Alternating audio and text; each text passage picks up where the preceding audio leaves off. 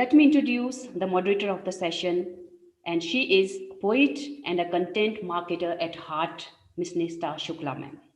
Professionally, the founder of tech publishing initiative techthirsty.com, which is a technology blog, and other passionate journey is as the trustee and director at Shulni University. Ma'am started her first enterprise Pandit Media Services in 2007 as a digital entrepreneur, and today Nishtha ma'am plays multi-dimensional role as a founder and digital marketing head at both Tech Thirsty at Shulni University. Ma'am has also won several awards, including Google Woman Entrepreneur of the Year, CIO Review Most Promising Technical Documentation Agency for Pen Pandit, and Manthan Award shortlisted for a Sustainable Workplace. Thank you so much, ma'am, for being the moderator of the session. Now I request you to take the e-platform from here onwards. Over to you, ma'am. Thank you, Purnima. Thank you for a lovely introduction and a very warm welcome to everybody at this very, very interesting panel session of Shulni University. I hope you have all had a lovely morning, and because at Shulni it's been very, very special because we launched the Shulni University Literature Festival 2021. It's virtual, but it already looks amazing, and I hope you will continue to attend our webinars through the next 3 days. I am Nishtha, like Purnima introduced you, and I'm here with a very, very captivating panel, which we have titled of Human Bonding.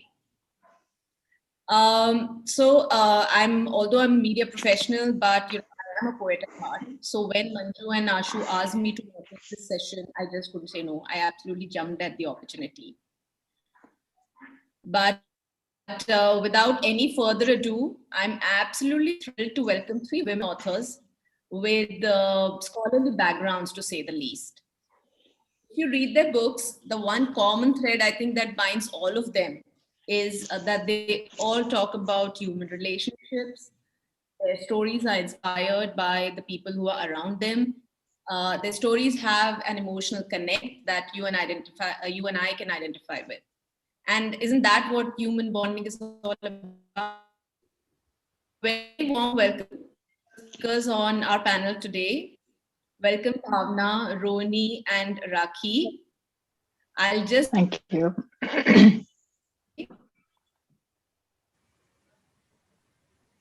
Bhavna Mishra is an alumna of Institute College and University. She's a early childhood educator, and she's also the author of Be Strong Always and In All Ways. We have Rakhi Anand with us as a postgraduate in human, author of Life of Angela and Dave the Divine. She's also the winner of TCK Publishing Reader's Choice Awards 2020. And last but not least, we have Rohini Paranjpae Sathe, who trained to be an economist, but has now returned to her first and enduring love of Hindustani classical music.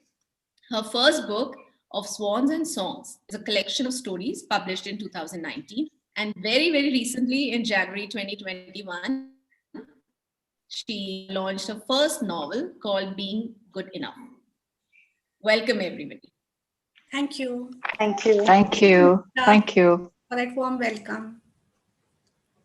So, we were having a chat yesterday, and we decided that because it is human emotions, it was great that all our authors, all the 3 authors with us today, have dealt on relationships extensively in their work.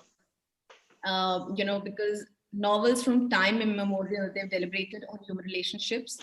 We have our typical relationships, the parent and child, the husband and wife, the teacher and student, the boss and the worker.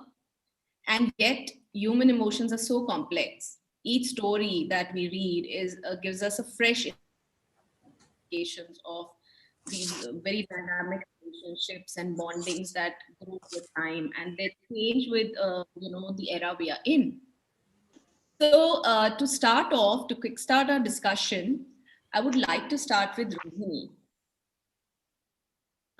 I hope she is unmuted. Rohini. I am unmuted. Can you hear me? Yes, absolutely, Rohini. Rohini, you Yeah. talk about emotional. There is a slight. Yeah. There's just a slight problem. I'm doing this via the phone, so there just might be a few glitches there. Yeah. What was your question, Nishtha? Yeah, can't see. Can you see me? No. Chaitanya, can you see Rohini ma'am? Yes, ma'am. I can Yes, ma'am. see I can see her as well. 4 of you all. Super, super. So Rohini, just to delve into your book, you talk about emotional flux and human relationships under the construct of the so-called rules of the Indian society.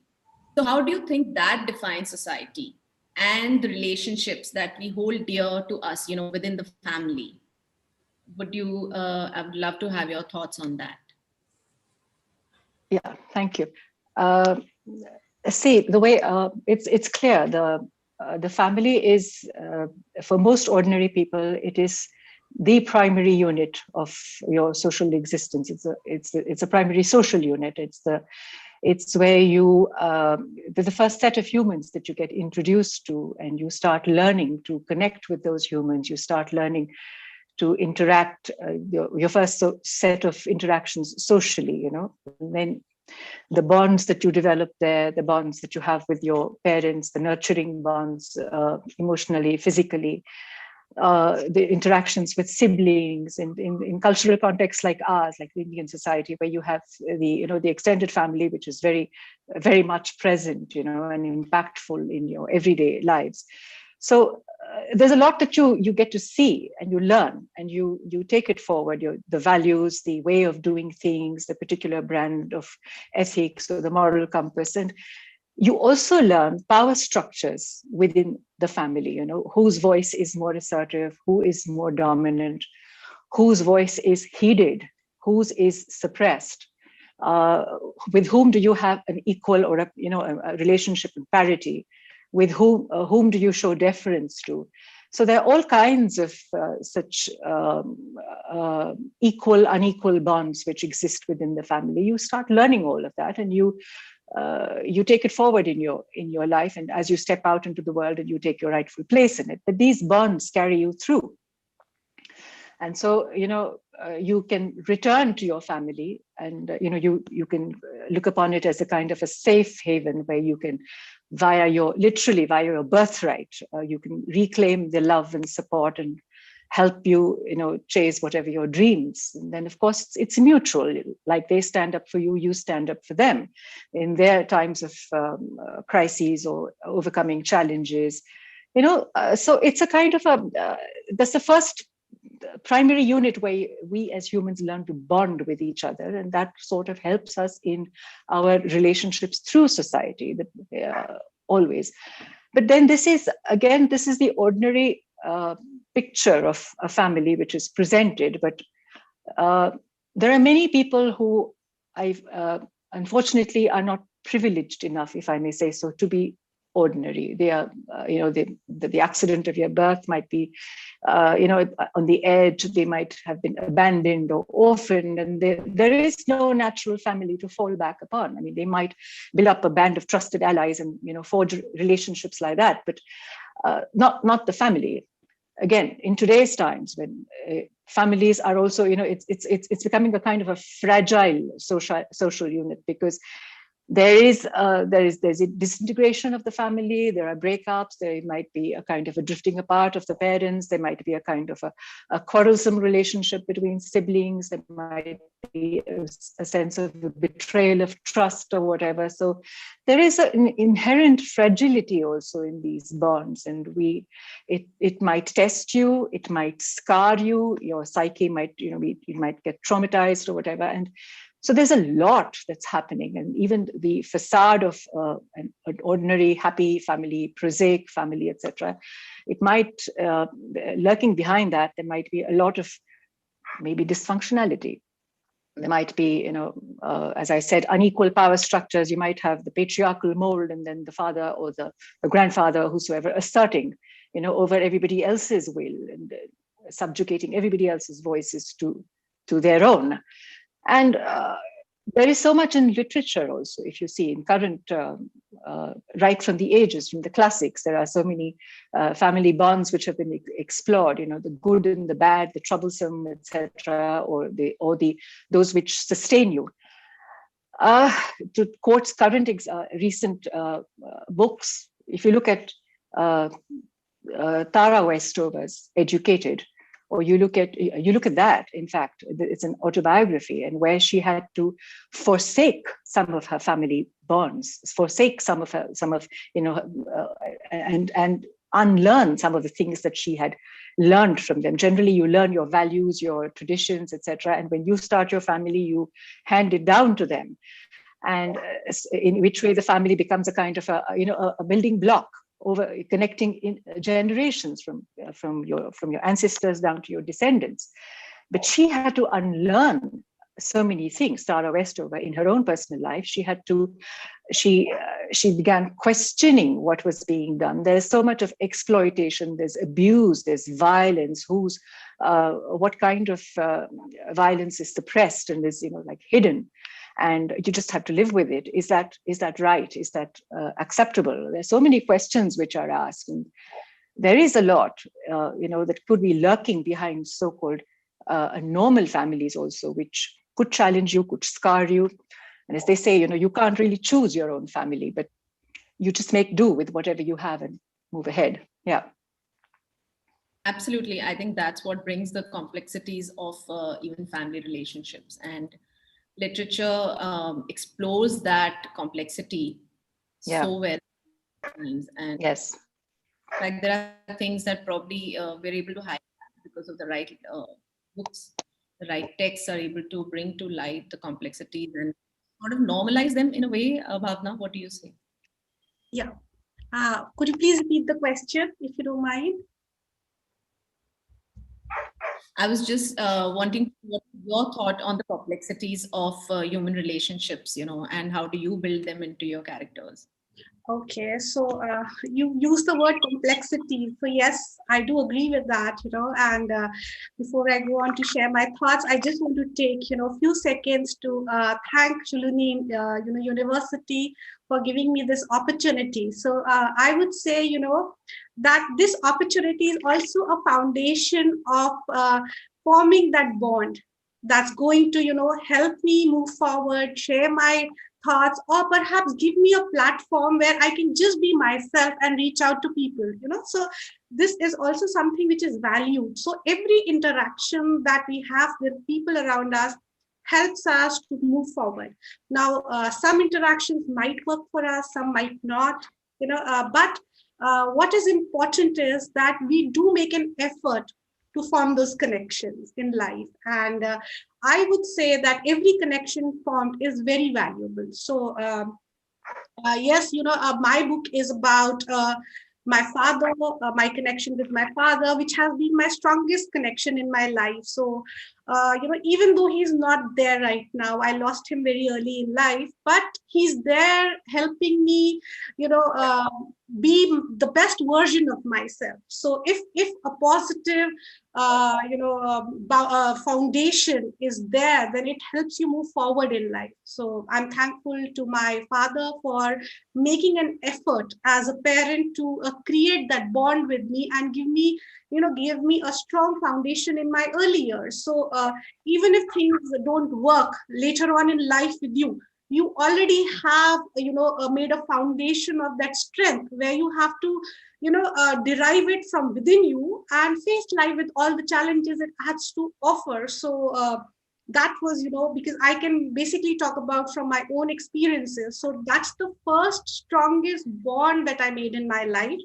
Moving forward, the sacrifices that my mother made, and she was there to support me always. So then I went on to be a teacher. So then I started forming, those bonds with my students. So like today morning also I had this session, but I also had a class in the morning. Now I'm a teacher trainer. So my students are, almost my age, they are adults. But I think it gives a good start to your day. And if you don't have people around you where you can talk to them, share your thoughts, or learn from their own experiences, then life is going to be, very incomplete for us. And that AV that you you were showing in the beginning, I think most of the books that flashed focus on human bond, human values, and the moment you called me an author, I felt so nice, and I again made that connection with you where you encouraged me by calling me an author, because this is my debut book, and if somebody says you're an author, that feeling is still sinking in. So I think every contribution, to wrap up, I would say every contribution matters, and good or bad, you have to experience it. You cannot run away from those experiences with people around you, and your friends, your family, the society, they all play major roles. And you, ultimately, I would say that your life is in your hands. Even if you have no support around you, you'll have to derive from those interactions that you've had in your journey and find your own path. So it's very important that you have a strong personality, believe in yourself, because there would be moments where you will have no support. What will you do then? So all you have to do is learn from your life lessons. So that's what I have to share about this complex human bonds that we form in our lifetime. So much, Bhavna. I think that's what it is. It's also the good and the bad. It's because people have really different relationships with, even within the family. Also, it's so complex. You do like Rohini was telling us that it's person to person. The dynamics are very different based on where you are, who you're with, the power dynamics within the family. And so, I mean, Rakhi, I'd love to bring you in here. If you could talk to us about the shaping of the relationships between the parents and the child, which is, as a couple, the parent and the child, how does that relationship work? Because I know you talked about it in your book as well. Thank you so much, Nishtha. First of all, I would like to congratulate the organizers of Chilani Literature Festival. And I would like to thank you for granting me an opportunity to be a part of this show. And I would like to thank the Bookbakers Literary Agency, Sohail Mathur, and Loxley Hall Publishing for commendable supervision and support. Now, coming back to your question, Nishtha, the role of parents in the life of a child. As we all know that when a child is born in a family, the first thing that the child needs is love and care. And all the love and care the child gets from the parents. The mother is the very first teacher for the child. And everything that the child learns, before he gets to learn the language, he's very much dependent. The child is very much dependent on the mother. And the father, when we talk about the paternal bond, takes an important role in the child's life a little later. So as Nishtha, you were talking about my book. In my book, I have tried to explore this bond that the child has with mother and father. Like my book is Dev the Divine, wherein it is a story of a child, Dev, who's a little boy, and he grows up looking up to his father. Like when he wants to he wants to become like his father when he grows up. They go to the temples together, and he's involved in some kind of humanitarian work. His father loves to go feed the poor and hungry, and also give warm clothes to the people who queue up outside the temple. And Dev, as a little boy, would stand up there and he would watch his father, and he would be so proud of his father and would like to become like him when he would grow up. And it so happens that father's personality and this paternal bond that was there was very dominant in his life. And he loses his father when he's a little boy. He's barely 14 years old. And that is when we all know of all the human bonds that we have, the bond that the child shares with mother is the strongest. And he sees his mother who's suffering. There's no means of livelihood. There's 6 children, no source of income.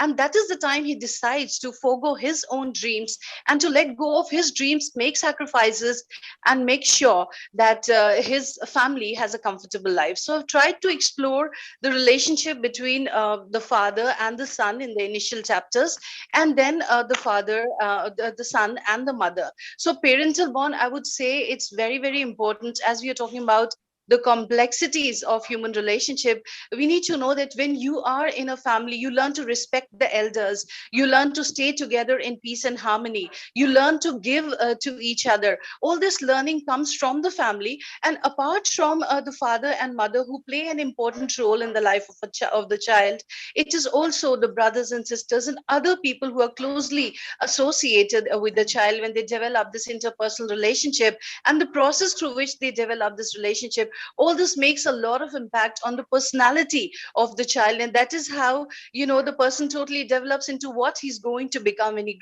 grows up. But notwithstanding, the role of father and mother, very, very important. They are very, very important in the life of the child as he grows up.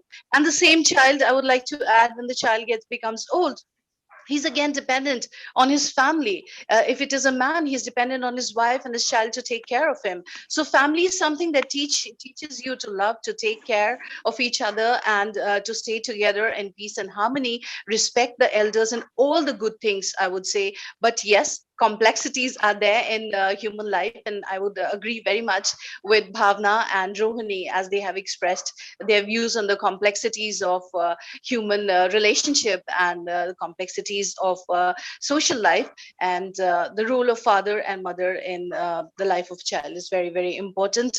Nishtha, I hope that answers your question. Yes, absolutely. But I'd like to quickly deflect our attention to, a lot of stories that also talk about the dynamics that are not so normal, where the mother is possibly not the first influence on the child. What is your thought on that? I think that greatly shapes up a lot of good literature. Why is that? Rohini, Okay, would you so like to answer Okay. that first? Yeah, sorry, go ahead, Rakhi.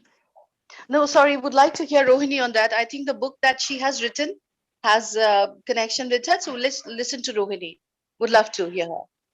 Uh, uh, okay, so where the relationship with the mother or with the father, for that matter, is not a normal nurturing one, or is a relationship which could be challenging in some ways. I have sort of explored that. I have read about it. I have heard about it. I have seen it happen, and I have explored that in some of my writings. There was. In the book that was published recently, in the novel that was published, there is a lot of uh, the patriarchal mold of your society, and then the kind of domination that comes with it, and the suppression of the female voice, the surrendering of female choices to whatever the patriarch might decide is appropriate. So that might be something that goes against the grain of your very existence, what you think that you are justified in reaching for or fulfilling, your wants that you want to fulfill.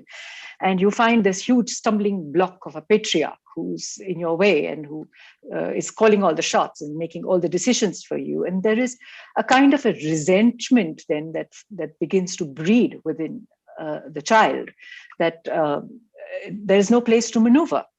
And the book that I wrote is about a girl who then, she is, there are lots of other divides that she is sort of swung across, and then she ultimately has to succumb to parental pressure.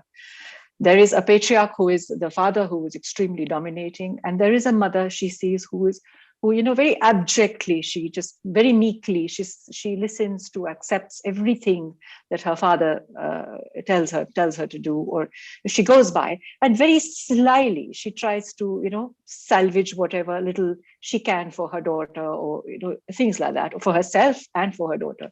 So this kind of relationship between parent and child, I mean, like, we expect it to be a nurturing one, but then it is up to the parent also to understand the child's needs, to prioritize those, understand the individual voice, the personality of the child, where is he or she going, and learn to accept, learn to be a little democratic about it, that there are different voices, and it's not necessary that you and your voice will be the ones telling the entire story for generations to come. You have to learn to accommodate the other voices, and be it your own child's, and let it blossom forth.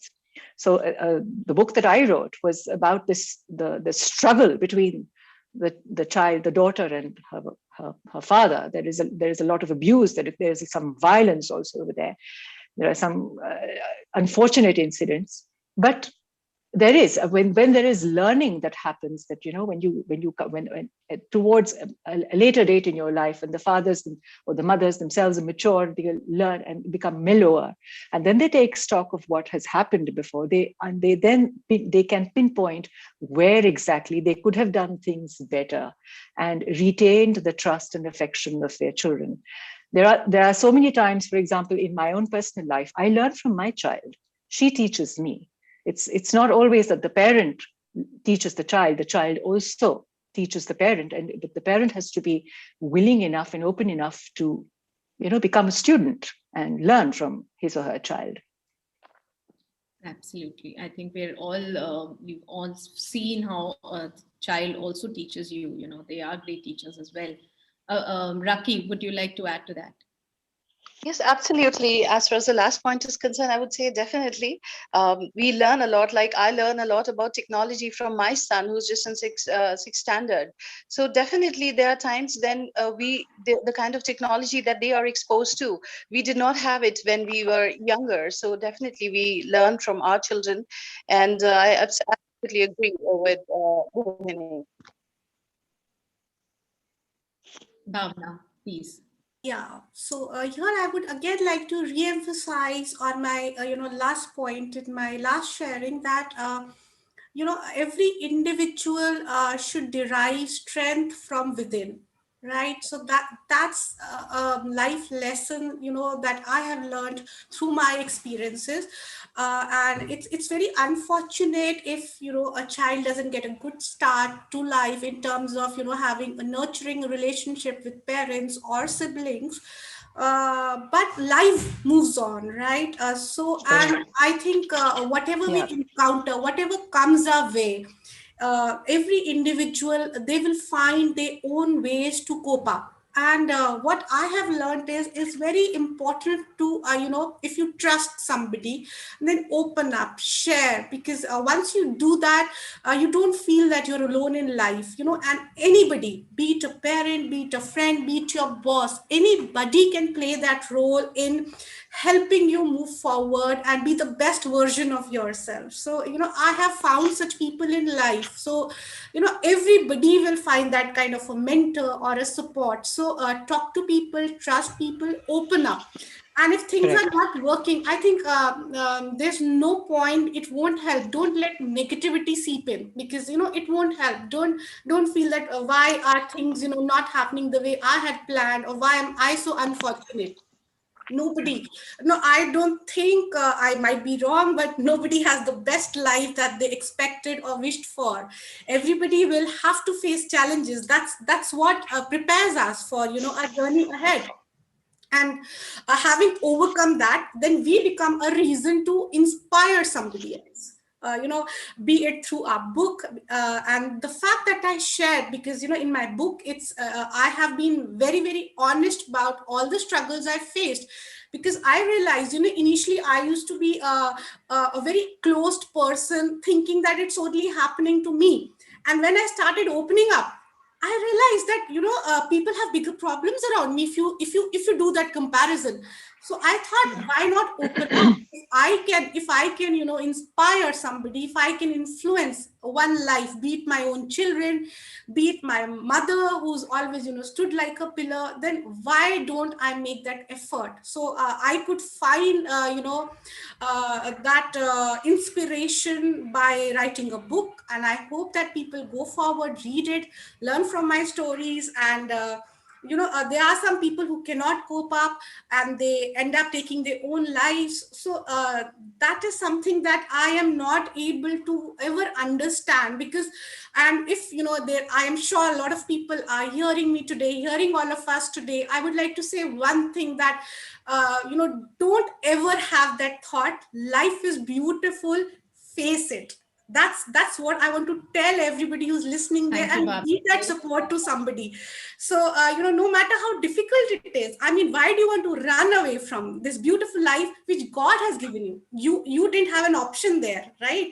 So God has given you this life, so value it, cherish it, and be a fighter. So I have learned to be a fighter, and today, looking at my own problems, earlier probably cry or feel that I cannot move forward. Today I look at those problems and I have a smile on my face, and I give myself a pat on the back that you made it till here, and you will go further from here. So I think that's how life should be. Be positive. I have your moments. I'm not saying that, stay positive all the time. It's natural to feel low, but find out ways. Be it watching a simple movie that can, energize you, pep you up, or calling a friend. I have, some good friends. During the pandemic, I was very low. I felt, that I'm alone. And I discovered my old friends by calling them. And now, we call at around 4 o'clock because the, timings have gone haywire, and we connect late night. And it adds, we feel like, schoolgirls again. So I think friends can be your biggest support, and open up to people is what I would want to say, and value life, cherish life. Thank you. Valuable lessons, especially because we are a university. We have a lot of young students listening to you today. So thank you for that. Wow, thank you. And this rolls very well into the next thing that I wanted to talk about, which is, another important relationship of Indian society since the times of the Mahabharata and the Ramayana, that of the Guru and the Shishya. We've grown up hearing the very complex Guru-Shishya relationships, Dronacharya and Arjun vis-a-vis Dronacharya and Eklavya. How is this relationship? Yeah, how is this relationship evolving in the 21st century? And Rakhi, I'd love to have your thoughts. Do you think modern literature is doing justice to it? Yes, thank you, Nishtha. So, talking about Guru-Shishya relationship, before we come to modern literature, I would like to add that I have explored this in my book as well, in the book Dev. So, we feel very lucky to be a part of a civilization where due respect is given to this Guru and Shishya relationship, student and teacher relationship. This relationship is very, very important because we need to understand, as we're talking about human bond today, the bond that exists between the student and the teacher. That particular bond helps the teacher show the right direction to the student, because teacher has all the wisdom, guru has all the wisdom. Now the student has the skill. When you combine wisdom to the skill, we can get a society, as we are talking about the current society, which is going to be progressive. We are going to get students who are going to excel in any field that they choose, where they want to work. So this bond is very, very important. And in India, it has been a part of our education culture and tradition that we celebrate this relationship of guru and shishya, because the bond that the guru shares with the shishya is very, very special. It can be intellectual bond, spiritual bond, affectional or emotional bond that they have. It actually help the student polish his skills. Like if the student, even parents cannot take that place that the teacher or guru has in the student's life. If the student has some particular skill which is spotted by the teacher, through rigorous training, teacher can help the students explore that skill and do well and excel in life, and make the world a beautiful place and a better place. And society can progress if we celebrate this bond and give due respect to it. And we have been doing that for ages. So I would say we should be lucky to be a part of this civilization where we understand this bond. In my book, Dev the Divine, Dev, his association with his guru changes the course of his life. You can imagine guru is somebody who leads you on a pathway that takes you from ignorance to bliss. He can take you from darkness to wisdom, enlightenment, and make changes in your life, right? So this is very important. I would say due respect should be given to it. And in my book, a little I would like to add, I have explored this relationship, so I would be adding it. Dev, his life, his guru is like a messiah who helps him make peace with the tumultuous journey called life. And he, at times, he feels feels that he would go walk up to him and say good things to him, acknowledge him, appreciate him, and express how grateful he was. But he's not able to find exact words to express his gratitude to his guru, because that is the kind of bond he shares with him, that he feels that if he walks up to him and expresses his gratitude, he might just fall short of words, because guru has done so much for him. He doesn't have words to thank him. So I would say this relationship is very, very special. It is very relevant in today's time. We respect it. We have been respecting it from long time back. It has been respected, and we have had so many stories that we have heard. So I believe it is relevant, it is helping us, and it is definitely going to change the world and help the teachers give the best to the students and make the world a beautiful place. And the society is going to be progressive if we respect this bond and understand it. Yes, Nishtha. Thank you, Rakhi. Rohini, we'd love your thoughts on this, please. Yeah. See, I come from, as you read in my introduction, I come from the classical music tradition. So for us, the Guru Shishya Parampara is sacrosanct. So, it's not just that my guru is teaching me rags and, the khasiyat of this rag versus the khasiyat of that rag, or, skills in gaiki and how to mold your voice, etc., technical details, or, even bringing out the emotional core. But my guru, my own personal guru, Madhuri Taizoshi, she has given me valuable life lessons, which I go back to. The way she has lived her own life is an example for me to follow, the kind of principles that she has upheld, how she has struggled through some very, drastic challenges, I would say. There's a lot. So in our classical arts traditions, etc., there is this Guru Shishya bond is I would say it's a very sacrosanct bond. It's a very sacred place of trust. The Shishya surrenders entirely, his ego, everything, gives himself or herself to the guru, for the guru to mold the best version of you, plant his or her wisdom into you. You are like a waiting vessel, and that guru will then mold you and then get the best out of you and then present you to the. Yes.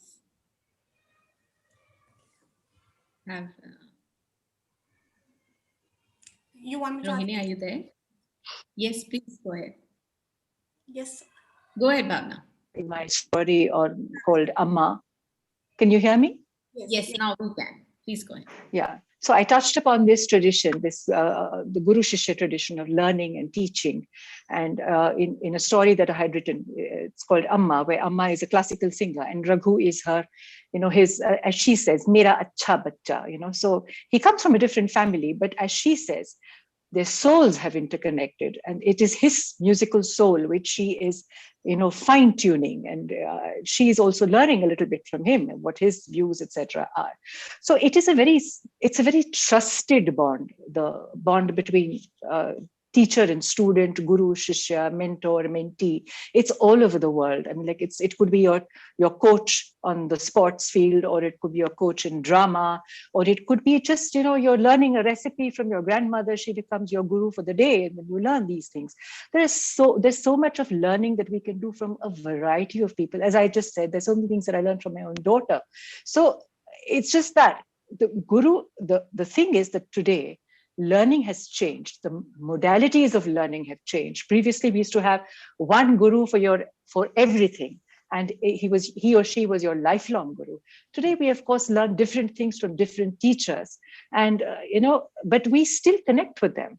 We have an entire day like Teachers' Day or Guru Purnima Day, and we celebrate.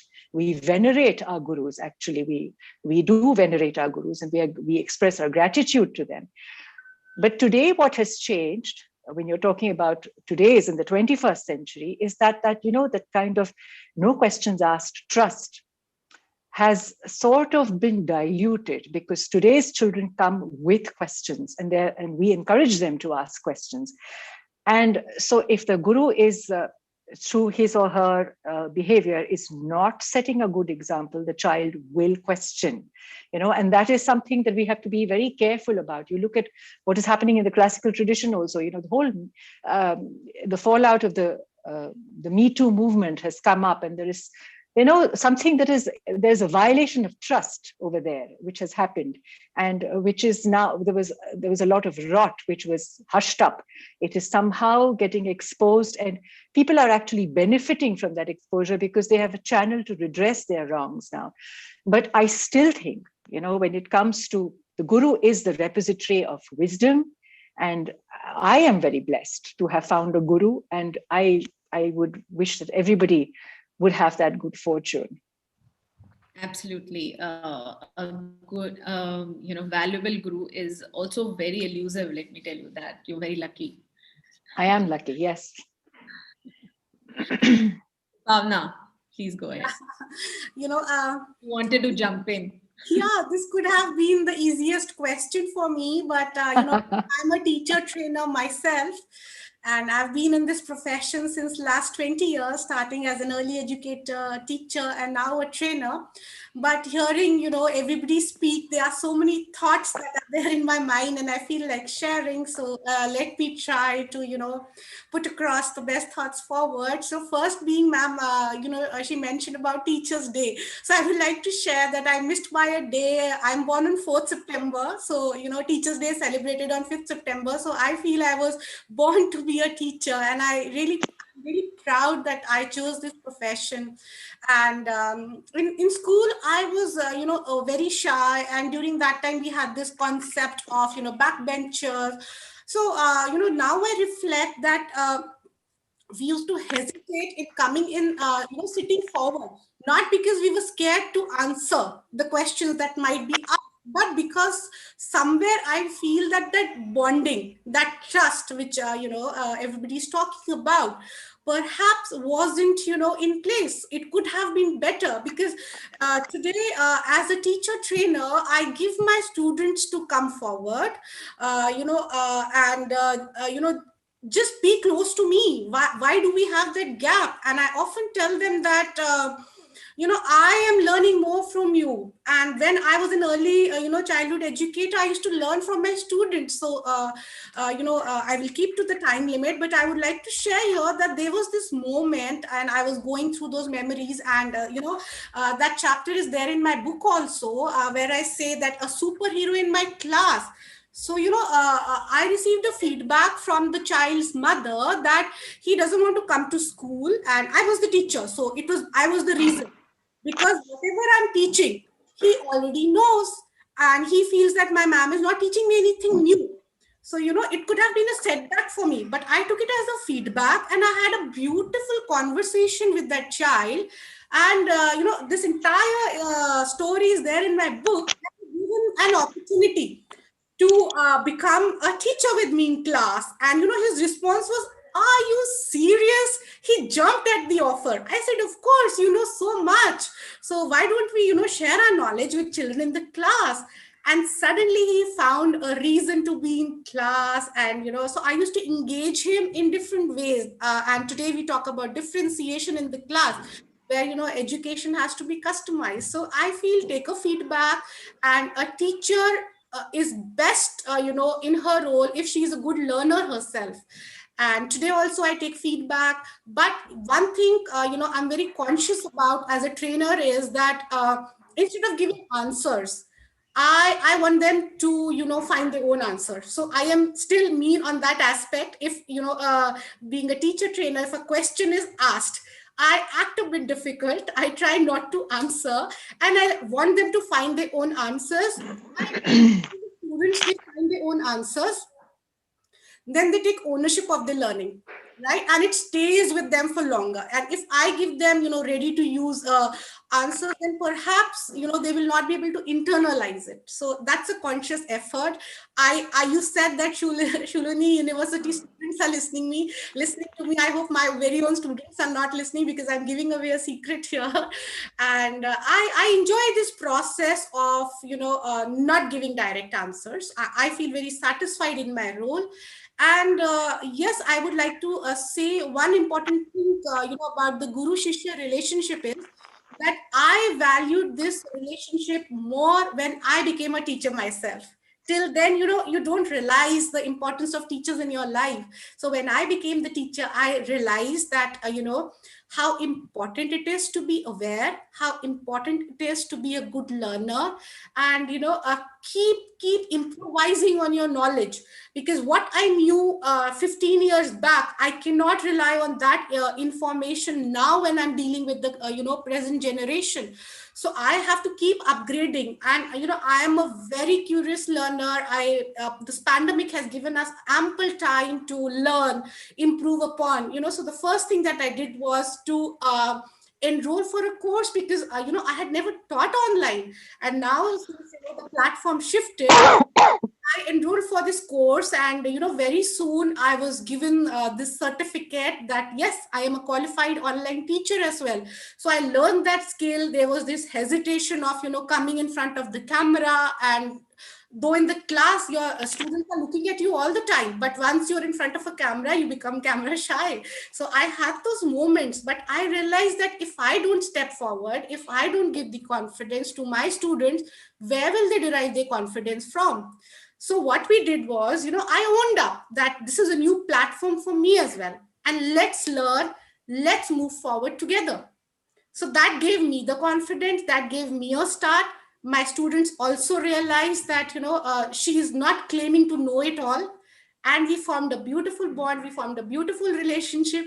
And today, yes, I've learned a lot of things and comfortable teaching online. So it's been the last year was difficult, for a lot of people, but we should look at the positive side, which I always focus on. And I have learned so much. I was able to get my book published. I am teaching online. I am aware of technology, and yes, I'm willing to learn more. Let's see what comes my way. Yes.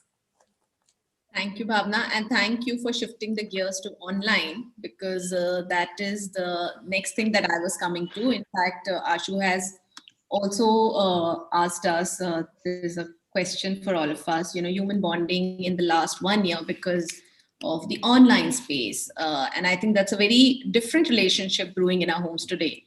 There's one that reflects in person, and there's one that reflects on social media. So, I call it that the generation has seen a flash shift from, from being a conservative setup to more communication that is more brazen and out there and possibly narcissistic. Yeah. Rakhi, can you please come in and tell us what is your take on this new wave that has befallen us? Yes, thank you, Nishtha. I would like to add here that as far as social media is concerned, it is a very powerful tool. It's a very big platform. Like initially, like I have written a lot of letters when I was younger, when I was in school. We used to write letters. We used to use telephone for phone calls, right? So that was a way for us to connect with people. Now this connection, we have so many different ways to connect with people. You have so many other options. And when you're talking about writing letters, when you're talking about making telephone calls, you were still connecting with people. It is not that connection was not there. And even now we have so many other options. So when you're talking to somebody on social media, like last 1 year has taught us so much, this connection, this interaction that you're making, we need to understand it is human. Definitely it is not going to take it cannot replace your physical presence or physical interaction that you have. It cannot, but it is going to help you enhance your relationship. We have made great bonds. We have made friends overseas, people that you've not met. And in social media, through social media, we come across so many stories where couples, they are happily married now. They did not know each other. They got to know each other through social media, and they are happily married now, and they are living a good life. They're business partners who have never met. Through social media, they're interacting, they're doing their work, and they're achieving great success. So I would say what I have personally experienced, a lot of positives. It is a big platform which helps us with an opportunity to connect with people who understand you. You can share your views. Look at the national issues, international issues. They've got so much visibility because of social media. But coming back to human bonds, as we're talking about how honest the human bonds are in the times of social media, I would say it totally depends on how you're managing it. It is an appropriate tool, but are you using it appropriately? Because if man has invented something, it is a technology invented by man, it is an invention, definitely it is going to have good and bad. So are you using it appropriately? Do you know, are you managing it appropriately? For me personally, I would say if you check the pros and the cons, the pros outweigh the cons, because it has been a powerful tool. It has helped people connect with each other.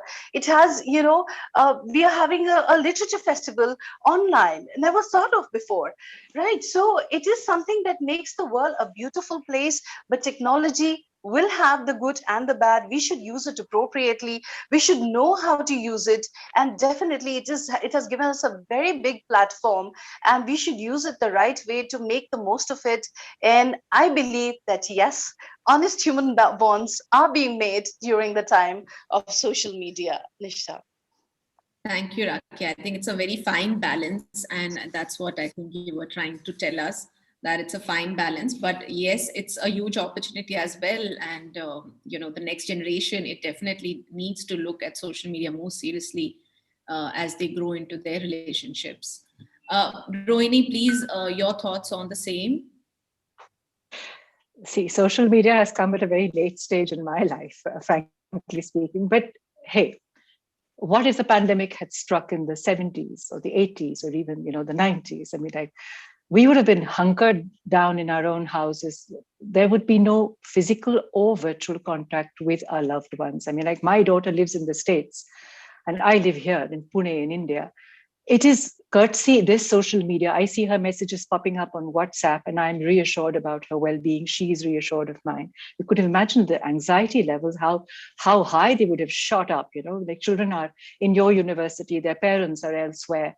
If they had been so, there was no social media, if there was no WhatsApp, there was no Facebook, there was no messaging, or there would be no way of, every day there are, beta khaya kya, have you done this, have you done that? There's so many things that this pandemic would have been absolutely more unbearable back then, when we did not have these tools to connect. I think, ultimately, like any other tool, it comes with its pluses and minuses. It's as you said, it's the very operative word over there is narcissistic. It's like, whatever you're indulging yourself, what you plant stories out there about yourself or about the things that you do, you are just building up on this image that you present to the world for their consumption and for them to praise you and adulate you, when you're feeding your ego in that way. The actual reality might be a different version. You're presenting a kind of a filtered, photoshopped version of your life. Every day you can't be sitting and eating a muffin in a bistro on a sunny beach or whatever it is. Life can be, it can be quite challenging. And you don't want to show that to the world. You want to show the best, you want to put your best foot forward. Similarly, along with that, there is so much that is questionable, which is being circulated on social. There are all kinds of trolling. There is all kinds of unpleasantness, snarkiness, nastiness. There are camps which are formed, and there are Twitterati wars, and there are Facebook wars, and all that and that sort of brings passions to the fore, I feel. So, but hey, the good and the bad have always happened. I mean, like, whether your neighbors exchanging gossip over the fence, or you are doing it online. As Rakhi said, we wouldn't have had this online literature festival if we didn't have facilities like Zoom. We every alternate week, my husband and I, we bond with our friends, our hardcore group of friends, over Zoom, and we spend an hour on Sunday nights, recapping what happened, and we still stay connected. I mean, like, as I went back, the first thing that I said, what if this pandemic had struck in the 70s and 80s? It would have been so much more social media has helped us survive. I mean, like, you just have your child is sick or your old parents are sick, they're breathless, you don't know, you put a message out there on your group of friends in Facebook, somebody says, no, I know this person in that city, he will come, get you your car, ferry your parents to the hospital. So much of, help can happen. There are fake stories circulating out there. You need to corroborate your cross-check your facts with what you believe in. Fake stories will influence you. You don't have the time to check and cross-check and all that. Such things happen. But it's entirely up to you where you believe, what you want to believe, what you want to endorse, how much use you make of it. I think it's a boon. I think social media is a boon. Yeah. Absolutely. I completely concur with that. It is a boon. Bhavna, what do you say? So I would like to share my thoughts by saying, this platform has given us that power to believe in the power of hope, right? So I will explain that. So when I got an invitation from your university, it said that this year we are having it online, but next year we promise to call you at our campus, So when I read that, to be very honest, that was the line that made me, participate and give my yes, because obviously I want to be in a beautiful campus, it's in the hills, and explore it. So, it gives us hope. What we're doing right now is giving us, have faith and, hope for a better future. And I would say that, whatever struggles that we faced in the last 1 year by not being able to meet people or our family, it also, people were making that extra effort to form that human connections and human bonding. So I would like to give an example here. When I have my online sessions with my students, there have been few students whom we didn't even meet. We changed our application process. So we saw their videos, their certificates, and without meeting, they were given admissions. So we haven't met, but yes, we have been in touch, through our online sessions daily. So almost after every session, I will either get a call or a message from my students that, either they would say, ma'am, you were looking nice today, or they will say, ma'am, your session was very inspiring, or we loved this aspect. And I never used to get this kind of a positive feedback when I was in class, because we take things for granted that I've come here for a class, my ma'am is teaching me, I will go back with my notes. But a kind of appreciation coming after every session every day is an achievement, I would say, because people are feeling gap, and then they make that effort to that gap. So they want their teacher to know that how she impacted her today. So we are all making that extra effort, and I was very particular. They were my people who kept saying that COVID is over, come out, meet people. But I said, till that call of social distancing is there, because I'm an educator myself, I will respect it, I will value it. And I would say it wasn't social distancing, it was physical distancing, because we were still connecting with people socially. It's just that not meeting them in person. So, I was okay with it, and I took out time to have that me time, and, like I said, learn so many things. And I also enrolled for a guitar class because I couldn't learn it back in school. So, I want to hold that guitar someday and teach music and movement to my students. So, I got so many opportunities to learn. And, somebody just mentioned trolling. So I think that's not nice. How can you be good from within by hurting somebody? So that should definitely be avoided. If you are hurting people with your remarks, how do you derive your happiness? By making somebody else unhappy. So why do that? Why waste your energy? If you are not happy, or if you don't like a person, be quiet about it, right? So why do you have to? Because once certain words are written, they will stay with that person. So I am not saying that I haven't done that, but this has been my awareness that avoid. If you don't like things, move away. And that's what I've done. And be there where you're comfortable with.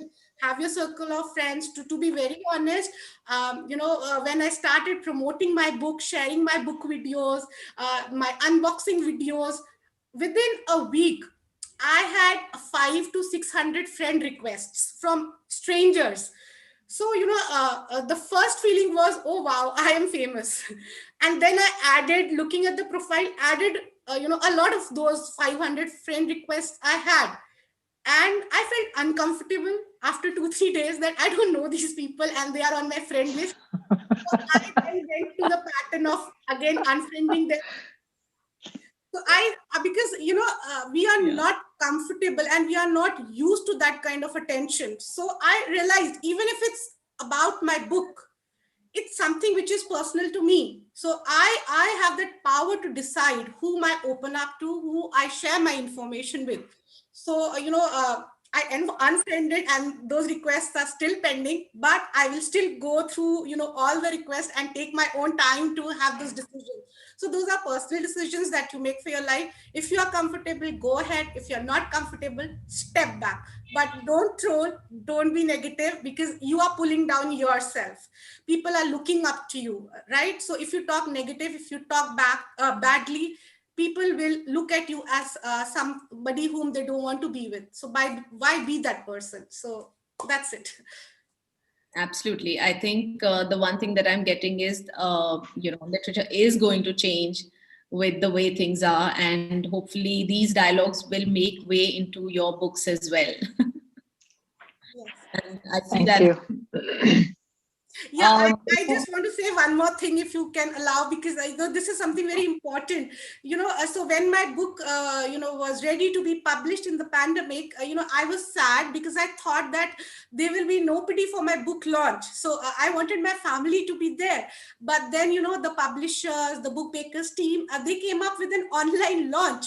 And my Mamaji, who was in Australia, could join. My Correct. ex-boss, who I stopped working with 5 years back, could join. I mean, those were the joys of a book launch. So I had never thought about it when it was about to be launched. And when I saw my Mamaji on the screen from Australia, I mean, it was such an emotional and a beautiful moment. So I would like to value that, the online platform could make that possible for me. And my mother was watching, from her place. So we all still connected. And I got the same joy that I would have got, with a launch at a bookstore or in an auditorium. So thanks to the bookmaker, Suhail Mathur, that he could give me the same joy as per my expectations by having my loved ones, hold my book in their hand and be present for my book launch. Yes, I really True, want true, to. absolutely. Yes. We actually did launch our Vice Chancellor's book today Okay. online. Yeah. Yes, so you know the feeling. It's a very good day for Shulin University. Congratulations. Congratulations. Yes. Congratulations. Thank you so much. Thank you. I'll pass on your wishes to Dr. Khosla. Before we close the session, I'd really like all of you to just talk to us about your work. Tell us something about your latest book. Rohini, can we start sure. with you, please? Since this is the close of the session, I would like to just jump, first of all, acknowledge my thanks to Shalini for inviting me for this festival, given me a wonderful opportunity to interact with these brilliant lady authors and with you, Nishtha. And also thanks to bookmakers and Suhail Mathur for getting me this opportunity to present my work to you. As far as my books, well, I had a collection of stories published in 2019 called Of Swans and Songs. And as you mentioned in the introduction, my novel Being Good Enough was published in January this year. Most of my writing is centered around ordinary, everyday people, the kind of lives that they lead, the challenges that they face, how they overcome those challenges, and where they draw their strength and supports from or inspiration from. And I generally write from a very emotional space, in the sense that I prioritize people over events. I believe that most events are wrought by human intent. We may not know those humans, we might just say that these are circumstances beyond our control or whatever, but most events are actually, apart from the random bizarre acts of nature, they are engineered through human intent. Maybe humans we don't know, we don't see, intent that we haven't fathomed. So I I like to explore that, So what is it that drives a person, his ambition, lust, greed, a sense of commitment to a family or to a cause, his loved ones, or to an idea or an ideology or to a religion or to the place he or she comes from. It's kind of the bonds that we form, whether they are facilitating or they are debilitating. All these things, they become very central to me. And for me personally, because I think empathy is one of the strongest traits of the human race. I feel, that the ability to feel what the other person is feeling, and it isn't celebrated enough. It isn't, promoted or encouraged enough. But I think empathy is extremely important, and which actually gives us joy when we are reading somebody else's life. We also celebrate their successes. We feel sorry when I'm reading a book about somebody, a child suffering or a woman suffering. I feel her pain because we are empathetic, and that is what I love to explore. And I write from intensely personal spaces, but at the same time, there are lots of social issues because of the times that we live in, the kind of people that we interact with, the issues that are there. There are questions of, as I said before, patriarchy. There are questions of religious divides. There are questions of violence against women, oppression. There are phobias, the kind of clothes you wear, the food you eat, the religion that you may belong to, the region that you may belong to, the language you speak in. There's so many things that connect humans. There's so many things that separate humans. And all of this is extremely fascinating for me. And that forms the crux of my writing. Thank you, Rohini. Rakhi, may I please request you also to take us through your work? Yeah, sure. Nishtha, my latest book, this is Dev the Divine. I've talked enough about my book. So this is the story of a child, very different from many other stories that you've read so far. And Dev is going to take you on an adventurous journey where, as I already discussed, we explore the parental bond, the bond between the father and the child, the mother and the child, and the guru-shishya relationship. And apart from that, little thing that I missed was the complexities of social life and also the complexities of human relationships. It's absolutely there in the book with all the details, wherein you can savor the details as to how in the society, as I mentioned in the book, when the days are bright and beautiful, people celebrate the laurels with you. But when misery and grief haunt your days, not even a single soul comes to comfort you. And it is disturbing when it happens with Dave, where his father passes away and they are left with no means of livelihood, no source of income. The same society that was always there to check their well-being turns their back on them. And when he moves ahead in life and does good in life, the same people, they start inviting him to weddings and to pujas, and they're concerned about their well-being. So the complexities of social life is disturbing, but Dave makes peace with these changes, and he advances on this journey and painstakingly ignites hope through the dark and gloomy night. So I would say this book is motivational. The book Dev the Divine, it is going to inspire you to be positive in life and to fight your own battle. And as I say in the book, the one who fights with courage wins in the end. So I hope you're going to read my book and you're going to like it. And thank you so much, Nishtha, for a wonderful session. And thank you so much for moderating it so well. Thank you for granting us an opportunity to be a part of this show. Thank you so much. Thank you, Rakhi, for leaving us with such a lovely thought. Bhavna. Okay, so I don't want to lose this opportunity of holding my book once again, for everyone here, because the two joyful moments the last year has given me is one that, I can actually hold my own book, and I do that almost every day. And the second is the tag of an author, which I really value. And, having your name on every page of a published book is an amazing feeling. And with that, I would like to say that an important, value that helps you build human connections is gratitude. So here I would like to thank Suhail Mathur, Loxley Hall Publishing, and my mother, who's been my biggest support, and obviously my father as well, because this story is about him.